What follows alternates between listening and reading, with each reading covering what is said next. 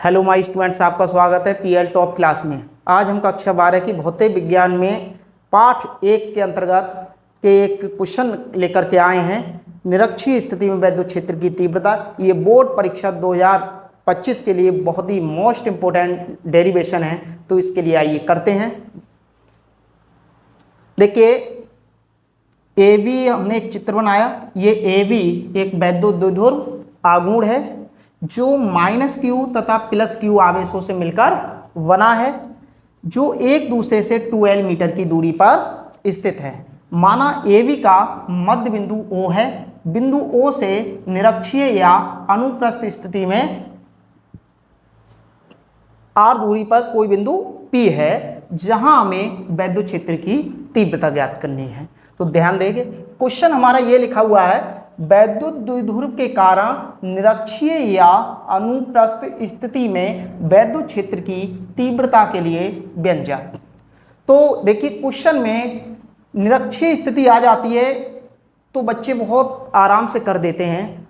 अगर by chance question में ये आ गया, वैद्युत द्विध्रुव के कारण अनुप्रस्थ स्थिति में वैद्युत क्षेत्र की तीव्रता के लिए व्यंजक ज्ञात कीजिए, तो बच्चे कहने लगते हैं ये तो सबने हमारे करा है ही नहीं है, क्योंकि बात एक ही है, सारी चीजें एक ही है, केवल एक शब्द का फर्क है। तो इसलिए मैंने दोनों की दोनों ही शब्द इस क्वेश्चन में लिख दिए हैं। निरक्षीय स्थिति या अनुप्रस्थ स्थिति, दोनों का मतलब एक ही है। तो देखिए, शुरू करते हैं। माना एबी एक वैद्युत द्विध्रुव आघूर्ण है जो -q तथा +q आवेशों से मिलकर बना है, जो एक दूसरे से 2l की दूरी पर स्थित है। माना AB का मध्य बिंदु O है। बिंदु O से r दूरी पर निरक्षीय या अनुप्रस्थ स्थिति में कोई बिंदु P है, जहां हमें वैद्युत क्षेत्र की तीव्रता ज्ञात करनी है। तो यहां पर लिखते हैं, सबसे पहले +q आवेश से बिंदु P की दूरी होनी चाहिए और -q से बिंदु P के बीच की दूरी होनी चाहिए। तो सबसे पहले इसको हम लिखते कैसे? सबसे पहले ये दूरी हमें अगर ये पता पड़ जाए, ये दूरी और ये दूरी पता पड़े, तो हम आराम से बिंदु P पर वैद्युत क्षेत्र की तीव्रता को निकाल सकते हैं। तो देखिए, AOP ये हमारा एक समकोण त्रिभुज है, ऐसे BOP भी एक हमारा समकोण त्रिभुज है। तो यहां पर लिखते हैं त्रिभुज AOP में।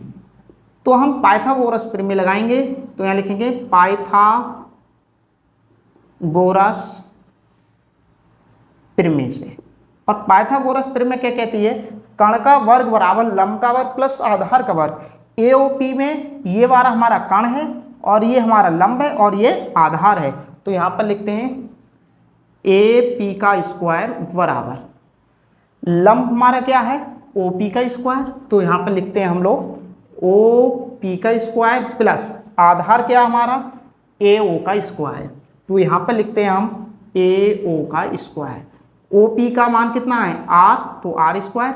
यहाँ पर है L, तो L स्क्वायर। ये हमारा AP स्क्वायर चल रहा है। अगर हम एक तरफ स्क्वायर हो और एक तरफ स्क्वायर ना हो, तो हम इधर से स्क्वायर हटाएंगे तो इधर हम अंडर रूट चढ़ा देंगे, तो R square plus L square. ये हमारी दूरी आ गई AP की दूरी। तो यहाँ पर लिख देते हैं, ये दूरी क्या आ गई? R square plus L square. हमें ये भी तो चाहिए, तो हम इसी प्रकार BP बराबर कितनी होगी?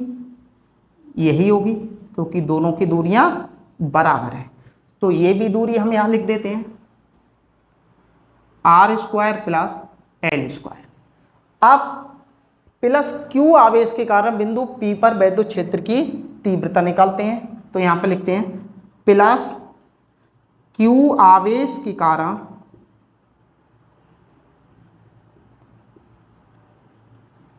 बिंदु P पर वैद्युत क्षेत्र की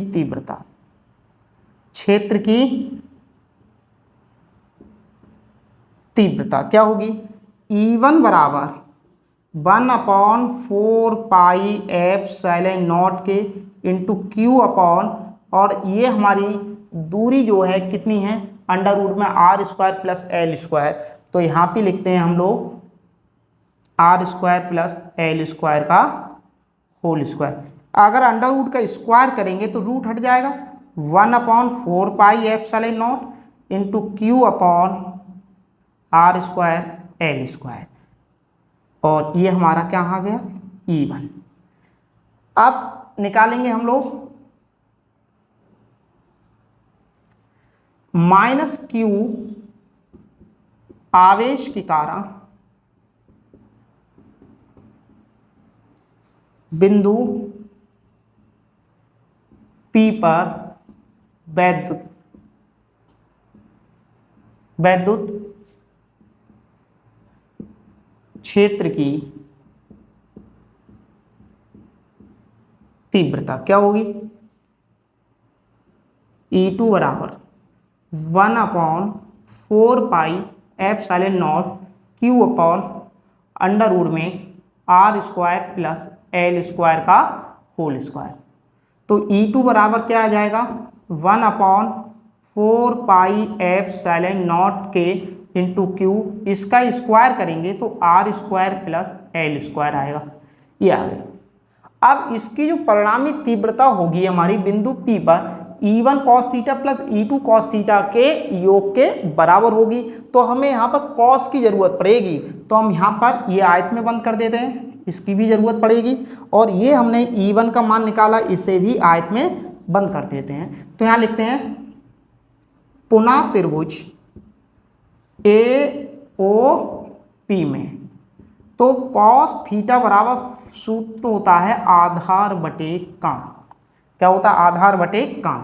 तो यहाँ लिखते हैं cos थीटा बराबर आधार हमारा ये है और कण हमारा ये है। तो यहाँ पर लिखते हैं हम लोग आधार है हमारा L और कण है हमारा अंडर रूट में R square plus L square. अब लिखेंगे यहाँ पर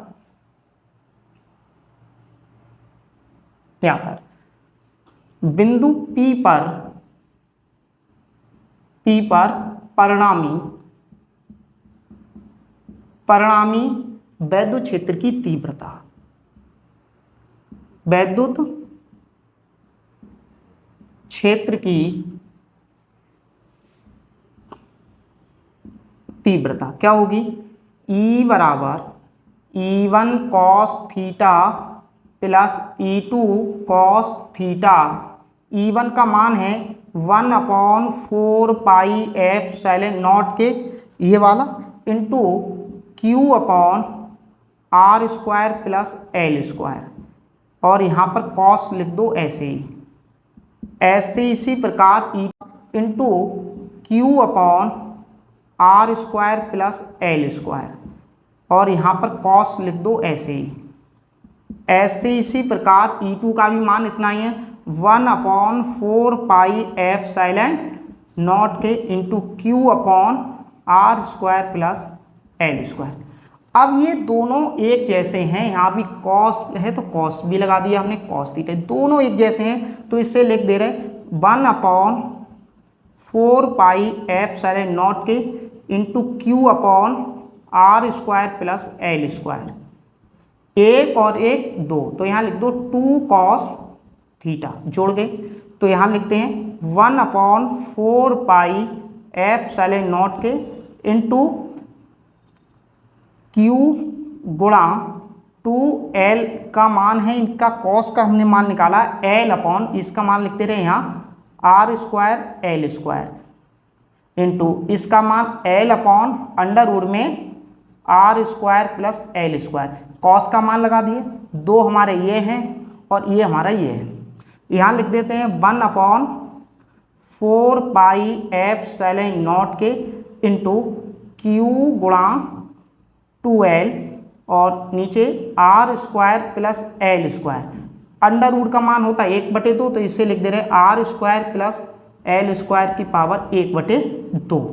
अब आधार एक जैसा हो, अगर आधार एक जैसा हो तो गुणा में घातें जुड़ती हैं, तो यहाँ पर लिख दे रहे हम लोग अब 1/4πε0 के इंटू Q गुणा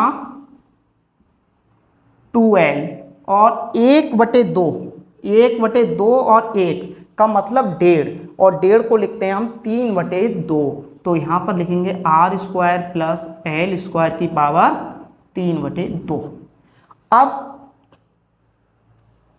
l यहाँ से यहाँ तक की दूरी है, r यहाँ से यहाँ तक की दूरी है, तो अर्थात r की तुलना में l छोटा है, तो r² की तुलना में l² और छोटा होगा। तो यहाँ पर लिख देते हैं r की तुलना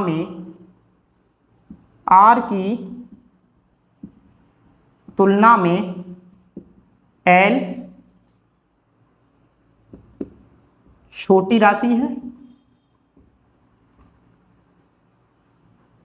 तो r² की तुलना में l² बहुत छोटी राशि होगी, अतः l² को छोड़ने पर, तो l² को छोड़ेंगे तो यहाँ हो जाएगा E बराबर 1/4πε0 इंटू Q गुणा 2l। जब l² को छोड़ेंगे तो यहाँ पर बचेगा r² की होल पावर 3/2, 2 से 2 कट जाए, तो हमारे पास बचा E बराबर 1/4πε0 के इंटू Q गुणा 2l और r की पावर 3। अब हमारे पास Q गुणा 2l है, तो ये भी किसी न किसी के बराबर है, तो हमारे पास, तो इसके स्थान पर P लिख देते हैं। तो E बराबर, क्योंकि ये वैद्युत द्विध्रुव आघूर्ण है, 1/4πε0 इंटू P/RQ। निर्वात या वायु के लिए यहाँ पर लिख देता हूँ, निर्वात या वायु के लिए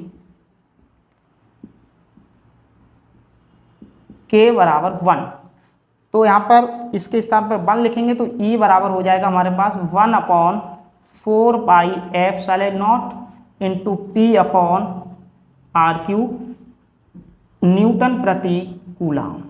यही हमारा वैद्युत क्षेत्र की तीव्रता का व्यंजक है निरक्षीय या अनुप्रस्थ स्थिति में।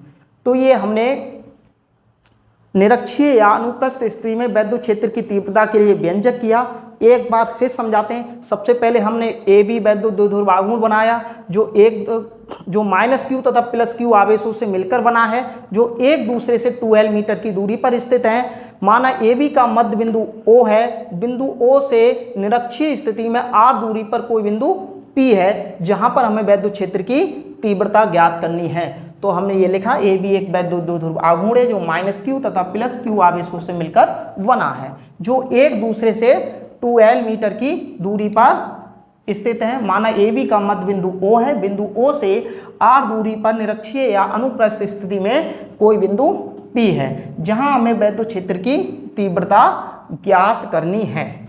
और फिर हमने ये त्रिभुज AB एक समकोण त्रिभुज माना, समकोण त्रिभुज से ये वाली दूरी निकाली, फिर हमने ये दूरी और ये दूरी बराबर हैं, तो इसी प्रकार से यहाँ पर लिख दिया BP और AP दोनों बराबर हैं। अगर ये समझ में आया, अगर आपका ये वाला वीडियो समझ में आया तो इस वीडियो को ज़्यादा से ज़्यादा शेयर कीजिए, लाइक कीजिए और कमेंट भी कीजिए।